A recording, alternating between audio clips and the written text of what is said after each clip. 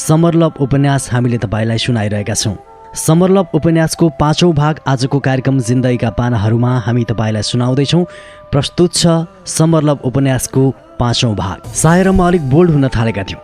हामी क्लासमा जिस्किरहन्थ्यौँ, हाँसिरहन्थ्यौँ। थुप्रै क्लास हामी बङ्क गर्थ्यौँ। कोरोनेसन गार्डन हाम्रो प्रमुख डेटिङ स्पोट थियो। कति साथीहरूले हामीले त्यहाँ देखिसकेका थिए। एकपटक 2 जना सिनियर केटाहरूले हामीलाई किस गर्दै गरेको देखेका थिए। यस्तोमा सायाप्रतिको कक्षाका साथीहरूको दृष्टिकोण किन परिवर्तन नहोस्? उनीहरूको नजरमा साया नपढ्ने, बिग्रिएकी, लुवाटकेटी भइसकेकी थिए। म त के कहिले पो राम्रो विद्यार्थी थिएँ र? एक दिन रमाकान्त यादवले परीक्षा र पढ्ने शैलीबारे लामो लेक्चर दिए। कसरी पढ्ने, के कस्ता कुराहरू लेख्ने, कति समय केका लागि दिने आदि सबै कुराबारे करिब 1 घन्टा जति लेक्चर दिए। बीचबीचमा बुढाले हँसाइ पनि रहे। अन्तिममा सबै विषयको मोडल क्वेसन पनि दिएर फोटोकपी गरेर लिनु भने। परीक्षाका बेला कम्बाइन स्टडी गर्न राम्रो हुन्छ पनि भनेका थिए। केटाहरूलाई घत परेछ। कम्बाइन स्टडी गर्नुपर्छ भन्दै केटाहरू पार्टनर खोज्न थाले। हामी पनि किरण कहाँ कम्बाइन स्टडी गर्ने भयौँ। छुट्टी सुरु भयो। पहिलो दिन किरण कहाँ जम्मा भएर नोटसोट फोटोकपी गरियो। केही डिस्कस भयो। दोस्रो दिन एकछिन पढाइ सम्बन्धी डिस्कस भइसकेपछि एउटाले तास खेलौँ भन्यो। खेल्ने कि नखेल्ने भन्ने बारे लामै डिस्कस चलेपछि अन्त्यमा खेल्ने कुराले नै जित्यो। सबैजना एउटा सामूहिक तर्कमा कन्भिन्स भए, पढ्ने पनि र खेल्ने पनि। घरमा 3 दिन लगाएर पढ्ने कुरा आखिर त्यहाँ त्यस माहौलमा केही घन्टामै पढिहालिन्थ्यो। बचेको समयमा हल्ला मनोरञ्जन किन नगर्ने? पैसा उठाएर 3 मुङ तास किनियो। म्यारेज खेल्न सबैजना सहमत भए। खाजाको लागि किरणले नजिकैको होटलबाट बफ, चाउमिन र चिया मगायो। ननभेज नखाने एकजना साथीका लागि 1 चाउमिन मगाइयो। सबैजनाको प्रश्न, के एक खानेलाई भेजमा गर्न सकिन्छ? पहिलो दिन भव्य रमाइलो भयो। 4 जना थियौँ जम्बा। जित्नेलाई कसैले छोडेन। फर्कने बेला नयाँ बजारको कोजी रेस्टुरेन्टभित्र लगेर उल्टै जितेभन्दा बढी खर्च गराइयो। दोस्रो दिन 1 जना थपियो। तेस्रो दिन 2 जना थपिए। गर्दा गर्दै केही दिनपछि 8-10 जनाको समूह भयो। किरणको सानो कोठामा तासका 2 खेल जम्न थाल्यो। ट्याङ्ला फाटको उसको डेरा जुवाघरमा रूपान्तरण भयो। 15-20 दिनसम्म निरन्तर कम्बाइन स्टडी गरिसकेपछि जानै छाडे। एक दिन सायाले नै मलाई गाली गरेर नजानु भने। उसले नजानु भनेको केही दिनसम्म त गएँ, तर पछि आफैलाई लाज लाग्न थाल्यो। म के गरिरहेको छु जस्तो लाग्यो। फेरि घर बसेर पढ्नु भन्यो। ठ्याक्कै पढ्न मन नलाग्ने। एक दिन सायालाई फोन गरेर भने, कम्बाइन स्टडी गरौँ न साया। एक्लै त नसकिने भयो। मलाई तासमा कुनै इन्ट्रेस्ट छैन। उसले भने, साँच्चीकै कम्बाइन स्टडी? मैले भने, 2 जना तास खेल्न नै के मजा आउँछ? के थाहा, जुवाडेहरूलाई एक्लै पनि खेल्न मजा आउँदो। उसले मलाई जुवाडे पनि बनाइदिए। त्यसपछि झन् लाज लाग्यो। प्लिज साया, मेरो कोठामा आऊ न, सँगै पढौँ। एउटा शर्तमा मात्र है त। के शर्त? त्यहाँ ममाथि कुनै कुविचार राख्ने होइन नि। म एकछिन हाँसेँ। 2 जना विपरीत लिङ्गी एउटै कोठामा बस्दा कसो कुविचार नआउला? खैर, यो उसलाई भन्नु थिएन। सुविचार नै राखौँला नि। पहिला आउन त आऊ। ऊ मेरो कोठामा आउन थाले। मलाई केही पढ्नै मन नलाग्ने। उसले बुझेका कुरा मलाई एक्सप्लेन गरिदेऊ न भन्थे। उसले एक्सप्लेन गरेपछि म सब बुझ्थेँ। त्यति बुझ्न कति मेहनत गर्नुपर्दो। क्लासमा एउटा पुरै लेक्चर ध्यान दिएर सुन्नुपर्ने कुरा उसले 10 मिनेटमै बुझाइदिन्थे। मलाई क्लासमा ती बोरिङ लेक्चर नसुनेर केही गल्ती गरे जस्तो पटक्कै लागेन। फेरि सायासँग पढ्नु नै मजा। उसले पढाउँदा पढाउँदै म उसको अनुहारमा एकटकले हेरिदिन्थेँ। पढाउँदा पढाउँदै म एक्कासी उसको हात समाउँथेँ। ऊ आफ्ना ठुला ठुला आँखा च्यातेर के गरेको भन्थे। म उसलाई आफूतिर तानेर च्याप्प अँगालोमा बेर्थेँ। ऊ पुनः नचल न भन्थे। त्यसपछि उसको मुहारमा आफ्नो ओठ यत्रतत्र डुलाउँथे। ऊ मधुरो साउती जस्तो आवाजले अझै के गरेको भन्थे। मानौ त्यो उसको थेगो नै हो। म अझ आक्रामक बन्न खोज्थेँ। ऊ मलाई धकेलेर हुत्याउँथे। हत्तपत्त तितर बितर भएको आफ्नो कपाल मिलाउँथे। कपाल मिलाइसकेपछि मेरो गोदरेजको दराजमा एकपटक आफ्नो अनुहार हेर्थे र ब्याग बोकेर निस्कन्थे। म मनमा नै डराउँथेँ ऊ मेरो कोठामा कहिल्यै आउने छैन। तैपनि झिनो आशाका साथ भोलिपल्ट फोन गर्थेँ। उसै गरी भन्थे, एउटा शर्तमा मात्र आउँछु। मलाई थाहा थियो उसको शर्त, तैपनि नबुझे चाहिँ गरी सोधिदिन्थे, के शर्त? आफ्नो नियतमाथि नियन्त्रण गर। ऊ यस्तै केही भन्थे। म हुन्छ भन्थे। ऊ आउँथे। 2-4 घन्टा पढिन्थ्यो। त्यसपछि म उसै गरी उसको हात समाउँथेँ। उसै गरी के गरेको भन्थे। म आफूलाई रोक्दिनथेँ। मलाई थाहा थियो त्यसपछि उसले के भन्छे। म उसलाई पुनः उसै गरी अङ्गालोमा कस्थे। ऊ उही रुटिन, संवाद, के गरेको भन्दै आंशिक प्रतिवाद गर्थे। म आफूलाई रोक्न असमर्थ हुन्थेँ। उसको मुहारभरि आक्रामक चुम्बन वर्षाउँदै जान्थे। उसको तातो सासमा लट्ठिन्थे। उसको सुगन्ध बेग्लै, सधैँ हावाभरि छरियोस् जस्तो। तर जब मेरो हातले उसको छातीसँग न्यु खोज्न थाल्थ्यो ऊ पुनः के गरेको भन्दै मेरो हातलाई पन्साउँथे। उसै गरी ब्यागबाट एउटा काइयो झिकेर मेरो गोदरेजको दराज अगाडि आफ्नो कपाल मिलाउँथे र गइहाल्थे। करिब 2 हप्ताको जेरक्स दिन पश्चात एक दिन ऊ सन्की, तिम्रो सधैँ नियतै खराब, म अब आउँदिनँ। त्यो दिनभरि पढ्नै मन लागेन। कति पटक आउन भने तर आउँदिनँ भनेर उसले सन्किरहे।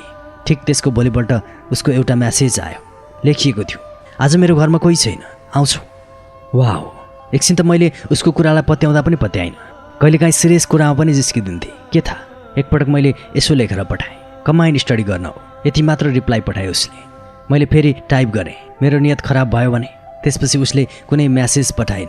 5 मिनटसम्म उसको रिप्लाई नआएपछि एकपटक सशङ्कित भएँ। बल्ल बल्ल आएको सुमधुर अफर आफ्नै कारण किन गुमाउने भन्ने लागेर यसपालि फोन नै गरेँ। सोधेँ, बाआमा खै? बाआमा भाइ सबै मामाको बिहेमा गएका छन्, तिमी किन नगएकी? मैले सोधेँ, तिम्रो साथ एक रात भए पनि किन नबिताउँ भनेर। उसले भने, साँच्चै? मैले नाकाका पोरा फुलाउँदै सोधेँ। उल्लु, उसले भने, एक्जामको बेला म जान्छु भने पनि कहाँ लान्छन् र मलाई? 4 दिन बाँकी थियो एक्जाम आउन। विश्वस्त भएँ उसले राखेको अफर साँच्चै नै रहेछ। खुसीले मन फुरुङ्गै भयो। हतार हतार उसको घर गएँ। उसले भनेअनुसार नै साँझमा पहिलोपटक म उसको घरभित्र छिरिरहेको थिएँ। 3 तले घर, ठुलो कम्पाउन्ड, दाहिनेपट्टि एउटा सानो हरियो चौरको टुक्रा, देब्रेपट्टि मार्बलै मार्बल बिछ्याएर बनाइएको बाटो जुन एउटा सानो ग्यारेज जस्तो ठाउँमा गएर टुङ्गिन्थ्यो। म त्यहाँ पुग्दा वरपरका घरका भर्खर बत्ती बल्न थालेका थिए। उसको घरको सबैभन्दा माथिल्लो तलामा मात्र बत्ती बलेको थियो। म गेटमा पुग्दा ऊ कौशीबाट हात हल्लाएर मलाई बोलाइरहेकी थिए। त्यो घरको गेट खोल्दा अनायास मनभित्र गुन्जियो, मेरो ससुराली घर। अनि हाँसेँ। कतिखेर यो कुरा सायालाई सुनाउँ जस्तो लाग्यो। माथि पुग्न साथ मैले उसलाई सुनाइहालेँ, प्राणभन्दा प्यारो मेरो ससुराली घर। ऊ सक्दो हाँसी अनि मलाई आफ्नो कोठामा लगी। उसको कोठा घरको सबैभन्दा माथिल्लो तलामा रहेछ। ठुलो कोठा। उसको कोठासँगै भान्सा र टोयलेट पनि थियो। कोठाकै साइडमा डबल बेडको बक्स पलङ थियो। पलङकै साइडमा कम्प्युटर टेबल जहाँ फिलिप्सको LCD मोनिटर थियो। अर्को साइडमा काठको एउटा लामो दराज। शानदार कोठाभित्र बिछ्याइएको गलैँचामा उसले मलाई बसाई। अलिक पर एउटा सानो कुनो देखेँ जहाँ उसका किताब राखिएको एउटा सानो र्याक थियो। त्यसको अगाडि पढ्न भनेर राखिएको काठको बुइँ टेबल। वरपर छरिएका थिए कोरमण्डी, ओडम र क्रेपका किताब अनि केही कपीहरू। एकछिनपछि ऊ मेरै छेउमा आएर बसी र सोधी, बन के खान्छौ? हस्याङ फस्याङ गर्दै आएकाले पानी प्यास लागिरहेको थियो। भने, पानी। केही बेरमा उसले मलाई एउटा लाम्चो सिसाको ग्लासमा पानी लिएर आई। सेतो रङमा रातो टिकटिक बुट्टा भएको ट्राउजर र एडिदास लेखिएको रातो टी सर्ट लगाएकी थिए। जाडो खासै थिएन। घाम सकिने तर्खरमा थियो। चर्को घाम लाग्थ्यो दिउँसो। त्यहाँ माथि उसको घर हेर्दै पारिलो ठाउँमा थियो। पानी पिइसकेपछि सोधे, आज आउँदैनन् कोही? रातिको त बिहा। उसले भने, भोलि बेलुका मात्र आउनुहुन्छ। केटी मान्छे एक्लै छोडेर कसरी जान सकिया त? मैले भने, म कति बस्छु एक्लै। उसले भने, स्कुल पढ्दादेखि नै बस्थे, डर लाग्दैन? जिस्क्याउने पारामा सोधे। डर? ऊ एकपटक हाँसी र भने, डर भन्ने चिज नै मसँग डराएर भाग्छ मिस्टर। म केही बोलिनँ। उसले सोधी, ल भन आज के खान्छौ? जे तिमी खुवाउँछौ। मैले भने, सरी अलिकति मिस्टेक भयो। उसले भने, के पिउँछौ? पिउँछौ? म आश्चर्यमा परेँ। भने, अर्थात् रक्सी? या। उसले टाउको हल्लाए। चुरोट जति खाए पनि रक्सी मेरो जिउलाई सुट गर्दैन थियो। यो उसले पोखरामा देखिसकेकी थिए। जतिपल्ट मैले प्रयास गरेको थिएँ रक्सी खानलाई, हरेकचोटि मैले बमिट गरेको थिएँ। स्वाद नै मन नपर्ने। प्रत्येक पटक घाँटीबाट छिराउन साथ वाक्न मन लाग्ने। साय मलाई रक्सीको अफर गरिरहेकी थिए। मैले पोखराको उदाहरण दिँदै उसलाई रक्सी नखाने कुरा बताइदिएँ। प्रति उत्तरमा उसले भने, ह्या लोग्ने मान्छे भएर पनि के आइमा जस्तो कुरा गरिरह। बमिट गर्यो भने म सोरिहाल्छु नि। म केही बोलिनँ। एकछिनमा उसले तल गएर एउटा भोड्काको बोतल लिएर आई। मलाई बोतल देखाउँदै हाँस्दै भने, बाबाको भोड्का चोरेर ल्याएकी। ससुरा बाल थाहा पाए भने नि। मैले भने, तिम्रा ससुरा त्यति विचार पुर्याउने मान्छे कहाँ छन् र? उसले हाँस्दै भने, भोड्काको बोतल त्यहाँ राखेर ऊ भान्सामा गई र सिसाका 2वटा साना कपहरू लिएर आई। कप भोड्काको बोतल नजिकै राखेर उसले मन्द मुस्कान दिँदै भने, आज सेलिब्रेट गर्ने। म ट्वाल्ल परेर उसलाई हेरिरहेँ। मैले त्यसरी एकटकले उसलाई हेरेको देखेर उसले भने, अरे यार मामाको बिहा हो नि। अनि म हाँसेँ। ऊ पुनः भान्सामा के खानेकुरा लिएर आई। सिसाको कपमा अलिकति भोड्का हाली र चियस गर्न भने। चियस गर्न साथ उसले एक गुडको स्वाट्ट पारिहाले। म उसलाई हेरिरहेको थिएँ। के हेरिया उल्लु? मलाई झन्डै रिस नउठेको। मोरी आफ्नो घरमा बोलाएर हप्काउँछे। बलजप्ती नमिठो लागि पनि मैले स्वाट्टै पारिदिएँ। त्यसपछि उसले प्लेटमा ल्याएका आइटम मलाई देखाउन लागि। 3-4 थरी आइटम। जिब्रो मनपर्छ? मलाई सानो प्लेटमा रहेका साना केही टुक्राहरू देखाउँदै उसले सोधी। मैले सोधेँ, के को जिब्रो? राँगाको। मलाई यसै घिन लाग्यो। जिब्रो त खान स्वाद मान्ने चिज होइन। एक त जिब्रो, त्यो पनि राँगाको। तत्कालै भने, छि खान्न, एकचोटि खाएर त हेर न, अनि थाहा पाउँछौ छि कि चिज रहेछ। मैले फेरि खान्न भने। खाऊ न खाऊ भन्दै उसले सानो टुक्रा ल्याएर मेरो मुखमा हाल्न खोजी। जबरजस्ती खाएँ। कस्तो लाग्यो त? यता ऊ सोधिरहेकी थिए। मिठै थियो, तर मलाई आफ्नो अहममा चोट पुग्ला भन्ने ठानेर मिठो थियो भनिन। हेर न त्यहाँ, उसले नाक खुम्च्याउँदै मतिर हेर्दै भने। मिठो लागि मिठो भन्न नसिक्या। रागासँग फ्रेन्च किस पर्यो, मान्छेसँग भए पो। ऊ मरिमरि हाँस्न थाली। झ्याप्पै लाइन गयो। ला खत्तम। हामी दुवैको मुखबाट यो आवाज निस्कियो। हत्त न पत्त मैले आफ्नो गोजीको मोबाइल झेकेँ। उसले पनि ऐजन गरी र भने, म बत्ती खोज्न गएँ। साया, मैले भने। उठेर एक पाइलो अगाडि बढाइसकेकी साया मेरो आवाजले पछाडि फर्की। क्यान्डल छैन? उसले भने। त्यही त खोज्न जाँदैछु। उसले रातो मोटो क्यान्डल ल्याएर बाली। ऊ नभएको मौका छोपेर 1-2 पिस जिब्रो खाए। स्वाद मानिकन थाहा पाइ भने फेरि व्यङ्ग गर्थी। ऊ फर्कँदा पनि चपाइ नसकेको जिब्रोको एक टुक्रा मुखमै बाँकी थियो। हतार हतार नचपाइकन निले। क्यान्डल लाइट डिनर, वाओ, मैले भने। उसको प्रतिक्रिया, ठिक टाइममा बत्ती गएछ। उसको अनुहार अघि बत्ती भएभन्दा पनि अझै उद्भावसित भएको थियो। एउटा मादक चहक त्यसमा नजाने कहाँबाट उत्रेको थियो।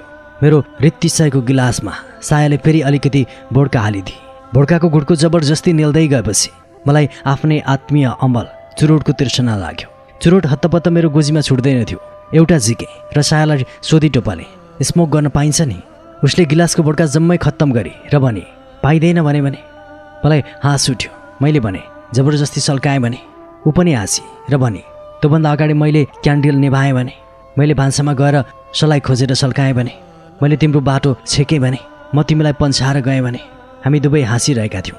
हरेक संवाद। त्यसपछि केही बोल्नुभन्दा मैले तुरुन्तै त्यही अगाडि बलिरहेको क्यान्डलमा चुरोट सल्काएँ र एउटा विजयी मुस्कानका साथ उतिर हेर्दै भने, अब के गर्छौ? उसको पालो पनि मैले तान्न आँट्दै गरेको ओठको चुरोट झिकी र आफै तान्न लागि। अबदेली भन्दै उसले जम्मै चुरोट आफै उडाएर सक्न लागि। मैले गोजीबाट अर्को चुरोट झिकेर सल्काउन लाग्दा उसले भने, नो यार, एउटै चुरोट 2 जनाले पिउँ, आत्मीयता हुन्छ। उसले आत्मीयता आफ्नै ओठमा सक्न लागेकी थिए, अन्धाधुन्द उडाउँदै। मैले उसको मुखबाट चुरोट थुत्न खोज्दा उसले मेरो हात पन्छाइरहे र 2-4 चोरको छिटो तानेर चुरोट मेरो ओठकै बीचमा राखिदिए। मैले पनि चुरोटको फ्वाक लिन थालेँ। 1 हाफ वड्का रित्तिसकेको थियो। मोबाइल हेरेँ। 8 बजेको थियो। खाने आइटम चिकन चिल्ली अझै थियो, तर केही खान सकिएला जस्तो थिएन। एक्कासी सायाले भने, एकछिन वाकमा जाउँ न, बानेश्वर चोकसम्म। मलाई जान मन थिएन। एकपटक भनी हेरेँ, यतिखेर जानु ठिक होला र? हे, खुरुक्कै हिँड न। मेरो हात समातेर तान्नै लागि। त्यसपछि हामी सबै भाँडाकुँडा थन्काएर वाकमा गयौँ। बानेश्वर चोकमा चहलपहल अझै बाँकी नै थियो। एकपटक मैले उसलाई चिया खान्छौ साया भनेर सोद्धा उसले खान्छु भने। वाणिज्य बैङ्क अगाडि चिया पकाउने दिदीको पसल उठिसकेको थियो। त्यसपछि चियाको सट्टा हामीले पान खाने सल्लाह गऱ्यौँ। वाणिज्य बैङ्कको विपरीत दिशामा रामपान भण्डारमा पान खायौँ। उनाइ म जर्दा खान्छु भनेर न्यु खोजिरहेकी थिए। बल्ल बल्ल पान बेच्ने भैयालाई जर्दा भन्न लगाएर मिठा पान खुवाएँ। पान खाएर उझन पान सम्बन्धी गीत सम्झी गाउँदै हल्ला गर्दै हिँड्न लागि। त्यसपछि BICC भवनलाई 1 राउन्ड परिक्रमा गऱ्यौँ र फर्क्यौँ। त्यही नै बेला मैले बमिट गरेँ। साया पछाडिबाट मलाई थमथमाउँदै थिए। उसलाई कसले समाइदियोस् जस्तो भइरहेको अवस्थामा ऊ मलाई समाइरहेकी थिए। बमिट गर्दा अघि स्वाद मानी चोरी खाएको रागको जिब्रो पनि जम्मै गयो। वाकमा गएको हो कि वाक्न गएको झैँ भयो। त्यति नै बेला बत्ती आयो। स्ट्रिट लाइटको चम्किलो प्रकाशको किनारा भएर हामी एक अर्कालाई अँगाल्दै घर आइपुग्यौँ। उसको कोठामा छिर्न साथ फेरि अर्को पटक मलाई बमिट भयो। यसपटकको बमिटपछि भने आनन्द भयो। पुरै हलुका भयो शरीर। आधाउधी नसा यो दोस्रो पटकको बमिटले नै लग्यो। ऊ भान्सामा गएर सफा गर्ने पानी र भुइँ पुस्ने कपडा ल्याएर सोर्न लागि। जम्मै सोरेर सफा गरिसके पछाडि मलाई भने, तिमी त नामर्दै रहेछौ, 2 पेक भोड्का पनि खान नसक्ने। उसले यसरी रक्सी खाने प्रसङ्गलाई मर्दाङ्गिनसँग जोडेको मलाई मन परेन। मनमा नै भने, त्यो त देखाइहाल्छु नि। त्यसपछि कम्मरमा समातेर उसलाई आफूतिर ताने। उसले के गरेको भन्न खोज्दै थिए, तर त्योभन्दा अगावै मैले उसको मुखमा आफ्नो मुख लगेर थुनिदिएँ। एकछिनपछि उसले भने, छि छादेको मुख। यो कुरा सुनेपछि नहाँसिरहन सकिनँ। हाँस्न पुगिसकेपछि म बिस्तारै फेरि आफ्नो छादेको मुखले उसलाई किस गर्न लागेँ। म उसको सिल्की कपाल खेलाइरहेको थिएँ। हामी एकअर्कालाई किस गर्दा गर्दै उसको बेडसम्म पुगिसकेका थियौँ। उसले आफ्नो शरीरलाई निस्तेज निष्फिक्री सम्पूर्ण मेरै भरमा छोडिदिएकी थिए। हामी एक आपसमा बाटीको डोरी चाहिँ कसिएका थियौँ। मैले उसको टी सर्ट निकालेँ। ठिक त्यसै नै बेला मूल गेट खुलेको आवाज आयो। साया आत्ती। को आयो? सायाले डराउँदै भने। डोरबेल बज्यो। आत्तिँदा आत्तिँदै सायाले टी सर्ट लगाए, कपाल मिलाए। तर समस्या त्यहाँ म थिएँ। मलाई कतै त लगाउनु थियो उसले। डोरबेल दोस्रो पटक बज्यो। भर्खर 9 बज्दै थियो। टाढा टाढाबाट कुकुर भुकेको आवाज आइरहेको थियो। खाटामुनि लुकाउँ भने बक्स पलङ थियो। बक्सभित्र अटाउने भए म पक्का थिएँ। उसले मलाई त्यहीँ एडजस्ट गराउँथ्यो होला। के गर्ने? तिमी पनि सोच न उल्लु। निकै आत्तिएको स्वरमा उसले हप्काउँदै भने। उसको घरमा मेरो बुद्धिले के काम गरोस्? ऊ पनि घरि दराजभित्र हेर्छे, घरि बाहिर छततिर हेर्छे, घरि कता हेर्छे। लाग्थ्यो उसको दिमाग पनि पुरै निकम्बा भइसकेको छ। डोरबेल तेस्रो पल्ट बज्यो। उसले मलाई फलामको भर्याङ चढेर जान मिल्ने छतमा जान भने। त्यहाँ मैले नभन्नुन्जेल नओर्लिनु। म चढ्नुभन्दा अगाडि उसले आदेश दिए। मैले पनि साउतीको स्वरमा भने। रातभरि बस्नुपर्ने स्थिति आयो भने? मोबाइल छैन साथमा? उसले सोधी। मैले छको भावमा टाउको हल्लाएँ। त्यस्तो नहोला उसले भने। त्यो स्थिति आए म केही गरौँला। त्यसपछि म सुई सुई भर्याङ चढेर माथितिर गएँ। त्यहाँ कालो रङका 2वटा विशाल ट्याङ्की र केही पाइपका टुक्राहरू थिए। माथि हावा बेजोडले चलिरहेको थियो। अर्कातिर चोर पक्रिने हो कि भनी मुटु हल्लिरहेको थियो। त्यो भोड्काको असर त कहाँ कुले लम्ठोकिसकेको थियो। करिब 15 मिनटपछि साया मुसु मुसु हाँस्दै छतमा आए। उसको अवस्था हेर्दा अघि त्यसरी बाघ देख्दा चाहिँ हरिण चाहिँ अवस्था भएकी साया यही हो कि भन्ने लागिरहेको थियो। को रहेछ? मैले सोधेँ। भाइ किन आएको रहेछ? मेरो गिटार लिन आएको रहेछ। बेकारमा त्यति विधि आत्तिएछौ। किन आत्तिनु हुन्थेन? भाइ कोठामा आएको भए ऊ मेरो कोठामा कहिल्यै आउँदैन। भाइ नभएर बा आमा भएको भए त्यसो भएको खण्डमा म बेहोस हुन्थेँ होला। उसले भने। बोतलमा अलिकति भोड्का बाँकी थियो। उसले त्यो गिलासमा हालेर स्वाट्टै पारी अनि हामी उसको बेडमा गयौँ। म बसी नसक्दै ऊ मेरो नजिक आए। मेरो सर्टको कलरमा च्याप्प समातेर आफूतिर तानी। म उसको भोड्काको गन्ध भएको सास महसुस गरिरहेको थिएँ। उसका आँखा लट्ठ भएका थिए। म क्रमशः पग्लँदै जान थालेँ। थोपा थोपा तप्प तप्प चुहिँदो थिएँ। आकारहीन भएँ। हामी एक आपसमा समाहित हुँदै बहिरह्यौँ। छतमा बस्दाको जाडो अब मैले बिर्सिसकेको थिएँ। उसको शरीरको न्यानोपनको आवाज मात्रै बाँकी थियो। मन त उहिले नै हामीले साटिसकेका थियौँ। त्यो रात हामीले शरीर सुख पनि साट्यौँ। बिहान ओछ्यानमै म नबिउजिँदै सायाले लेमन टी लिएर आइछ। मलाई बिउजाउँदै ऊ भनिरहेकी थिए। ओइ उल्लु, कति सुतिरा? उठ्नु पर्दैन? म कुनै गहिरो निन्द्राबाट बिउजे चाहिँ उठेँ। एकछिन त आफू कहाँ छु भनेर ठम्ब्याउनै गाह्रो पर्यो। अनि सम्पूर्ण होस आएपछि गएको राति भएका सबै घटनाक्रमहरू एक एक गर्दै मस्तिष्कमा सिनेमाका दृश्य चाहिँ उर्लिरहे। लेमन टी मेरो हातमा थमाउँदै सायाले मन्द मुस्कानका साथ आफ्नो ओठ खोलेर भने, गुड मर्निङ। त्यो क्षण कहिल्यै कल्पनै नगरेको भाव एकाएक म भित्र आयो। सायाको त्यस किसिमको व्यवहार देखेर मैले एकाएक उसित विवाह गरेको कल्पना गरेँ। उसको जुन चित्र त्यस दिन अघिसम्म मेरो मानसपटलमा थियो त्यो एकाएक परिवर्तन भयो। उसलाई एउटा प्रेमिका भन्दा भिन्न कहिल्यै देखेको थिइनँ। मैले उसलाई स्वास्नीका रूपमा हेर्न थालेँ। आखिर बाँकी नै के थियो र हामी बीच लोग्ने स्वास्नी हुन?